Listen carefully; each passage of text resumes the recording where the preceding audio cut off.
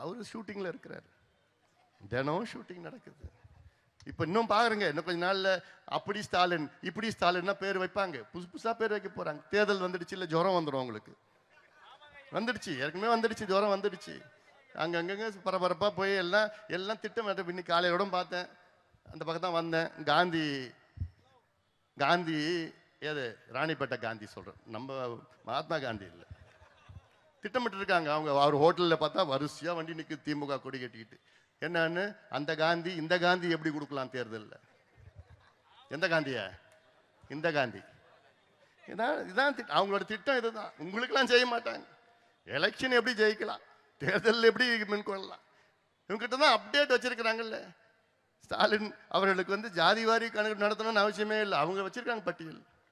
எந்தெந்த வீட்டில் தமிழ்நாட்டில் உள்ள கிட்டத்தட்ட 2 கோடி 10 லட்சம் குடும்பங்களில் எந்தெந்த குடும்பத்தில் எத்தனை பேர் என்ன ஜாதியில் இருக்கிறான், அவங்க கல்யாணம் ஆயிடுச்சா ஆகலையா, கிளீனாக டேட்டா வச்சிருக்கிறான். எதுக்கு வச்சிருக்கிறான்? தேர்தலுக்கு வச்சிருக்கிறான்.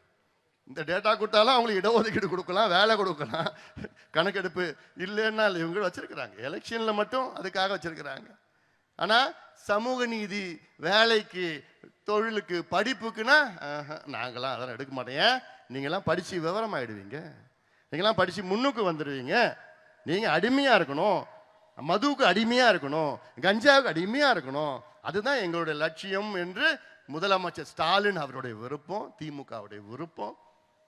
அதெல்லாம் சிந்தியுங்கள், சிந்தித்து நல்ல ஒரு முடிவு வருங்க தேர்தலில். நான் ஒன்னே ஒன்று கேட்கிறேன், வருகின்ற தேர்தலில் யார் வர வேண்டும் என்பதை விட யார் வரக்கூடாது என்று முடிவெடுங்கள். இவங்க வரணும், அதை விட இவங்க வரக்கூடாது என்று முடிவெடுங்கள். இவங்க வரக்கூடாது. யார் வரக்கூடாது? திமுக வரக்கூடாது. திமுக வரக்கூடாது.